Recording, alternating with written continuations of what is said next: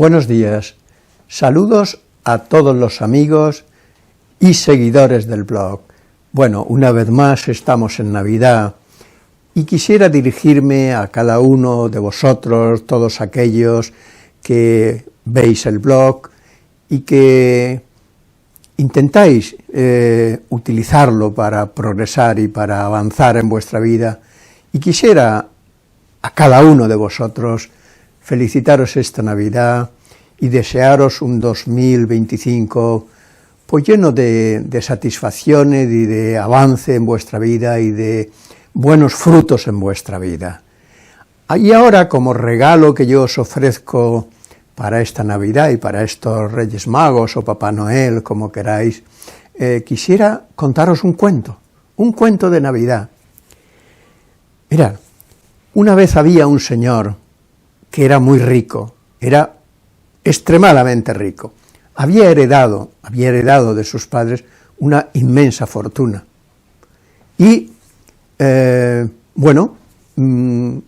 había encontrado con todo aquel capital en dinero en efectivo, en empresas, tenía inversiones prácticamente en todo. Era uno de los hombres más ricos de aquella nación donde él vivía, y siempre aparecía en la lista esta, creo que se llama lista Forbes, de los más ricos del mundo. Un nieto suyo, le regaló un día una Biblia, y este señor, un día que estaba allí en su despacho y estaba así un poco aburrido, distraído, digamos, tiró mano de un libro y resulta que era la Biblia, y lo abrió y empezó a leerlo, lo abrió así al azar, y le salió el Evangelio de Marcos, y le salió esa lectura en la que habla de que un señor que era muy rico, como él, fue corriendo hacia donde pasaba Jesús y le dijo: Señor, ¿qué he de hacer para ganar la vida eterna? Y entonces Jesús lo miró a los ojos, así lo miró con cariño y le dijo: pues mira, tienes que guardar los mandamientos. Este señor le dijo: pero si eso lo guardo desde joven, así como diciendo, eso ya me lo sé de memoria, lo guardo desde joven. Entonces le dijo: pues mira, una cosa te falta, ve y vende todo cuanto tienes y dalo a los pobres, y te vienes y me sigues. O sea, lo quería hacer apóstol suyo, lo quería hacer discípulos suyos, porque le tomó cariño, lo miró con cariño. Entonces aquel señor que era tan rico se entristeció, fruñó, se quedó un poco apenado, entristecido, y se marchó y no quiso ofrecer ese dinero a los pobres, ni tampoco quiso seguirle, porque era muy rico. Pero este mismo señor, a los pocos días tuvo un sueño. El sueño era que se veía el lugar donde él vivía, que evidentemente era un palacete muy lujoso, lo veía rodeado en su sueño de gente muy pobre. Había muchas personas rodeando totalmente a su palacio, y entre ellos había muchos niños, muchas mujeres, muchos hombres, mucha gente de edad, todos eran extremadamente pobres. Se veía en su ropa, en su cara, en sus vestidos, en todo se veía que era gente muy pobre, muy pobre. Aquel señor, cuando se levantó con mucha angustia y con mucha ansiedad por aquel sueño que había tenido. Y estaba pensativo. Entonces le dijo a sus administradores: oye, liberarme hoy de toda mi agenda, que me voy a ir a esta casa que tengo allá en el monte, una casa de las que él tenía, y voy a pasar allí el día. No quiero que vaya nadie, voy solo, completamente solo. Se marchó allí y se puso a pensar, y pensó que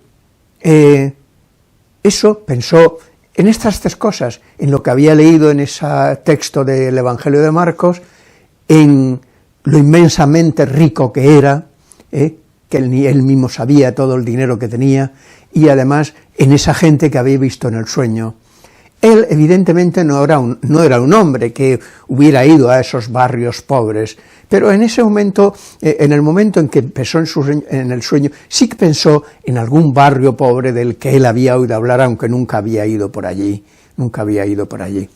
Entonces, pues tomó una decisión muy drástica, extremadamente drástica. Llegó otra vez a su casa, reunió a los administradores y les dijo lo siguiente: mirad, he tomado una decisión, quiero que en el plazo de un mes toda mi fortuna, absolutamente toda, la entreguéis a los pobres. Y he pensado en un lugar y me he informado con el que quiero que tengáis especial consideración. Había un barrio en aquella gran ciudad, era una ciudad de millones de habitantes, que se llamaba Aparte. La gente le llamaba Aparte porque en realidad era un lugar aparte, en todos los sentidos. Estaba en la periferia, evidentemente, y era un lugar donde se acumulaba mucha miseria, mucha pobreza y mucha tristeza en aquel barrio. Entonces le dijo: quiero que este barrio lo tengáis más en cuenta que nada, pero os pido que en el plazo de un mes me hagáis un informe, me presentéis un informe detallado y exhaustivo de cómo habéis pensado distribuir todos mis bienes y de qué manera y de qué forma entre toda esta gente. Le dijo también: evidentemente a cada una de las personas que trabajan para mí, yo seré muy generoso con todos ellos y os ofreceré una cantidad notable para que podáis tener una vida digna. Bueno, esto fue lo que pasó. Pero este señor, aparte de esto, tomó otra decisión también muy drástica. Dijo: bueno, pues ahora tengo que tomar otra decisión. Me voy a ir a vivir a ese barrio, al barrio ese Aparte. Y compró allí una vivienda de unos 60 metros cuadrados y se puso a vivir allí. Al principio era un hombre completamente desconocido, aunque algunos, como era un hombre que salía en televisión y en los periódicos y tal, pues alguno lo conocía, y al poco tiempo, pues claro, era archiconocido por toda la gente de aquel barrio tan pobre. Y claro, era el comentario de todo el mundo del barrio, era el comentario, un señor tan rico que se hubiera ido allí a vivir. Un día ocurrió una cosa, iba por la calle y vio un tumulto en una casa, y había un montón de gente allí, unos 100 o 200 personas, que estaban intentando defender a una señora muy mayor que el banco le quería desahuciar de su pequeña vivienda que tenía allí, una vivienda muy pequeña, pero que no podía seguir pagándola porque aquella señora solo tenía una paguita de 400 euros al mes. Aquel señor llegó allí, preguntó qué pasaba, y entonces se lo dijeron. Entonces él se metió allí con toda aquella gente y se hizo uno más, y empezó a hacer arengas a toda aquella gente y decirle que iban a defender con todos los para que no echaran a aquella mujer. Él le dijo a la gente que fueran y llamaran a toda la gente del pueblo para que fueran y no tiraran a aquella señora de su vida. Y efectivamente no la tiraron. En aquel día por lo menos no la tiraron, porque toda la gente del pueblo prácticamente estaba allí presente, y no dejaron, hicieron una muralla enorme de gente y no dejaron que la policía pasara. Y la señora se quedó en su casa. Y claro, esto hacía que este señor adquiriera en ese pueblo cada vez más relieve. Un señor tan rico, un señor tan extremadamente rico. Y seguía allí y seguía siempre, compartiendo su vida con aquella gente.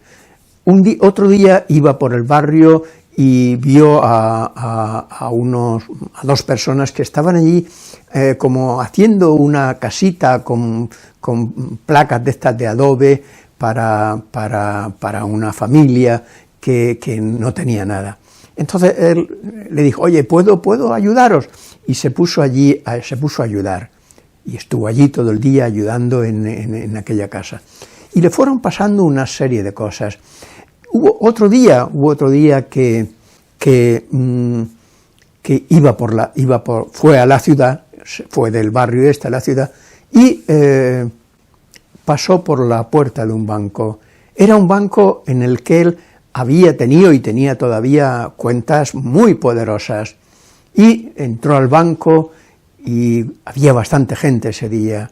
Se dirigió a todos los que estaban allí presentes y les dijo, señores, soy fulano de tal, en este banco he tenido toda mi vida, y también mis padres, una gran fortuna, y ahora yo ya no vivo en esta ciudad, vivo en este barrio, y quiero deciros a todos vosotros que no hay derecho a que este banco haya querido tirar de su vivienda a esta señora en este barrio aparte, que yo el otro día estuve allí, y estuvimos todos los del pueblo defendiendo para que esta señora, y le dijo además, mira, yo voy a retirar de este banco todos mis bienes, porque no hay derecho a que este banco haga eso con una señora que gana 400 euros al mes. Al terminar de hablar así, todo el mundo le aplaudió, porque era un señor muy conocido y muy famoso, y bueno, y ahí quedó el asunto.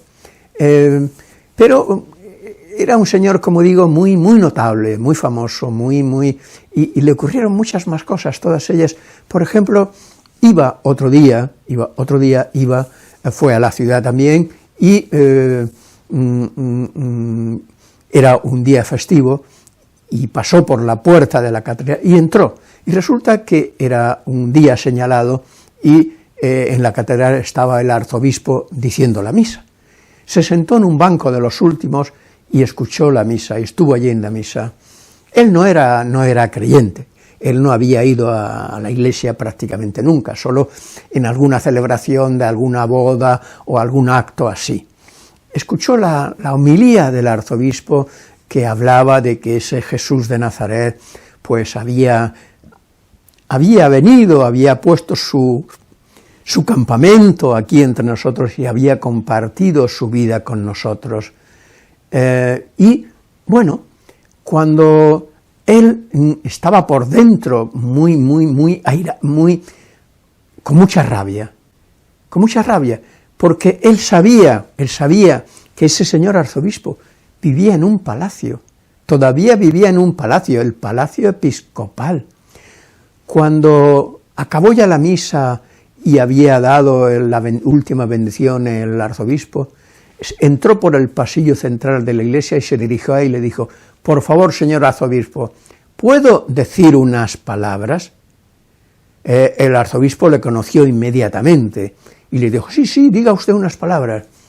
Entonces este señor le dijo, le he escuchado con mucha atención, le he escuchado lo que ha dicho usted de Jesús de Nazaret, pero yo ahora quiero preguntarle a usted, ¿por qué si ese Jesús de Nazaret al que usted sigue nació en un pesebre porque no encontró lugar en otro sitio y vivió en un pueblo con la gente más humilde y nació de una mujer tan humilde y estuvo allí en aquel pueblo tantos años, ¿por qué usted vive en un palacio?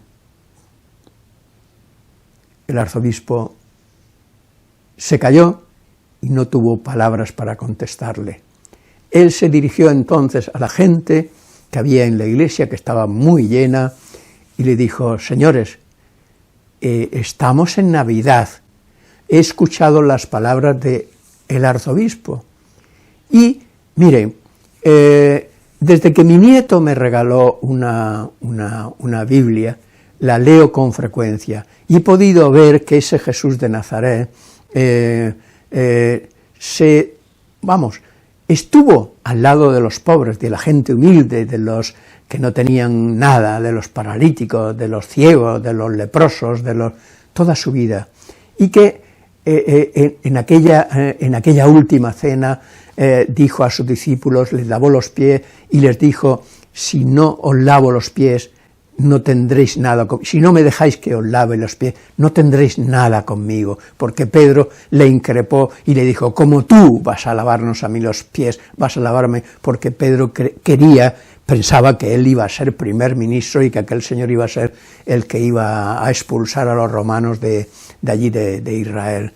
Y así fue hablándole a aquella gente sobre esto. Pero la gente estaba furiosa con él.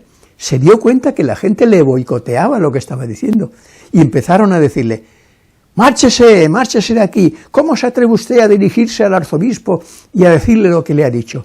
Márchese. Entró otra vez en el pasillo central de la iglesia y se dirigió hacia la puerta y se fue, Y este señor fue de nuevo a su barrio, que entonces ya era su barrio, y siguió allí entre toda aquella gente y se reunió con sus administradores un día cuando pasó aquel mes y decidieron qué hacer con esa gran fortuna y cómo repartirla. No solamente dieron dinero en metálico a la gente de aquel barrio aparte, sino que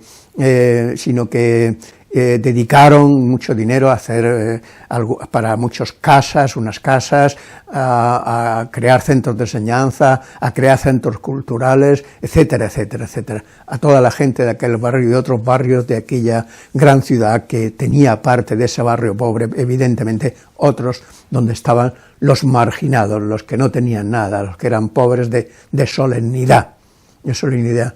Y este cuento que yo les cuento, esta historia que yo les cuento, ¿por qué se la cuento? Bueno, pues por eso, porque estamos en Navidad, y porque es el mensaje que yo quería decirle. Es cierto que un mensaje como este, yo lo sé perfectamente, en este mundo, en este mercado tan grande que hemos creado de 7.000 millones de habitantes, donde unos pocos lo dominan todo y tienen el dinero y tienen los privilegios y tienen la fortuna y lo tienen todo, y otras muchas gentes pues son los servidores de una forma o de otra, los servidores de estos grandísimos dueños de todo, pues así está la vida, así está el mundo. Y yo les he contado este cuento sabiendo el contraste tan inmenso que hay entre lo que les he dicho y este mundo en el que vivimos. Pero, amigos, celebramos en esta Navidad, a quien celebramos es a Jesús de Nazaret. La Navidad se celebra por él, y ese Jesús de Nazaret fue como fue, vivió como vivió, hizo lo que hizo, dijo lo que dijo. No podemos ignorarlo, no podemos inventarnos un Dios y un Jesús de Nazaret diferente a este, porque sí, nos hemos inventado un Dios maravilloso, un Dios que está allá en el cielo, pero ese Dios dice, en el juicio final dirá: porque tuve hambre y me diste de comer, porque tuve sed y me diste de beber, porque estuve enfermo y me visitaste, porque estuve en la cárcel y fuiste a verme, etcétera, etcétera. Es decir, ese Dios se identifica tanto con nosotros, sobre todo con los pobres, que Él, cualquier cosa que hacemos a alguien, lo hacemos a Él. Y fíjese una cosa, mucha gente dice: Dios está ausente de este mundo, ¿dónde está Dios? Pues muy fácilmente, Dios está a nuestro lado. Aquellos que quieren y que se preguntan ¿dónde está Dios? Hay que decirle una cosa muy sencilla: ¿sabes dónde está Dios? En ese que hay a tu lado, en esa persona, en ese hombre, en esa mujer, en ese niño, en ese señor que sufre, en ese señor que tal, en ese señor que cual. Ahí está Dios. Si lo tienes a tu lado, si pasa por tu lado todos los días un montón de veces, ¿por qué preguntas dónde está Dios? Ahí está Dios. Ahí está Dios. Ahí lo tienes a tu lado. Eso de que muchos se plantean, y esto es una pregunta que muchos, la ausencia de Dios de este mundo. No, amigos, no. Estamos equivocados. Dios no está ausente de este mundo. Dios está en cada uno de nosotros, pero sobre todo, en la gente más pobre, en la gente más desgraciada, en la gente más excluida, en la gente a la que ninguno de nosotros queremos arrimarnos ni acercarnos porque queremos estar con la gente importante. Claro que sí, si estamos con la gente importante, nosotros también somos importantes.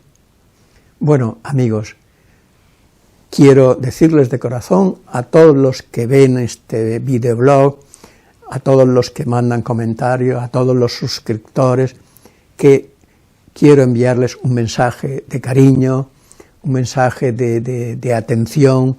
Quiero mirarles a la cara a cada uno de ustedes y decirle: amigos, adelante, amigos, vamos a seguir avanzando, amigos, feliz Navidad y un año bueno, sobre todo de avance personal, en convertirnos en personas verdaderamente auténticas y dignas. Muchas gracias.